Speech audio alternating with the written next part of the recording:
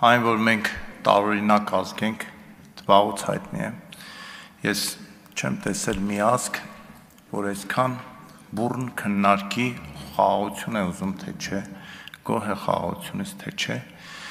Ես 2 րոպեանոց ելույթում իմ մոտեցումը այս հարցում չեմ կարող շարադրել, բայց ես բոլոր նրանց եմ դիմում, ովքեր ինչ-որ անուն են դնում խաղաղությանը, ինչ-որ կերպ ուզում են մարդկանց մոտ ներշնչել, որ սա խաղաղություն չի։ Ես ասեմ, իսկ դուք հեչ եղել եք բանակում երեխա ունեցող ծնող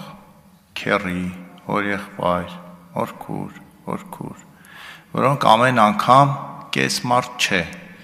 զորամոչ մեկ մարդ էին դառնում, երբ որ իրենց երեխան 15 օրով պետք է մարտական հերթապահության լիներ կամ 3 շաբաթով։ Այդ օրերը ինչպես է անցնում այդ ծնողի համար, ինչ է լինում։ Ես չեմ խոսում դեռ պատերազմի մասին, մարտական գործողությունների մասին։ Ես խոսում եմ այն խաղաղության օրերի մասին, որ ասում ենք դե խաղաղություն է եղել այսքան տարի։ Այդ մարդկանց հոգեվիճակը, առողջությունը, բա ձեր կարծիքով այսքան շատ ուռուցքային հիվանդություններ, սիրտանոթային հիվանդություններ որտեղից են։ Հենց այդտեղից են։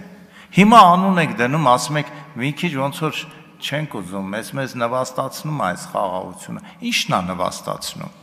Ի՞նչն է նվաստացնում, որ սահմանում, հենց անմիջապես սահմանում գտնվող գյուղի բնակիչը արդեն տուն է սարքում, մտածում է ֆերմերային տնտեսություն հիմնելու մասին, ինչի մասին եք խոսում։ Մի քանի առաջարկ ունեմ, որ հայտարարությունը ավելի լավը լինի, հիմա կներկայացնեմ։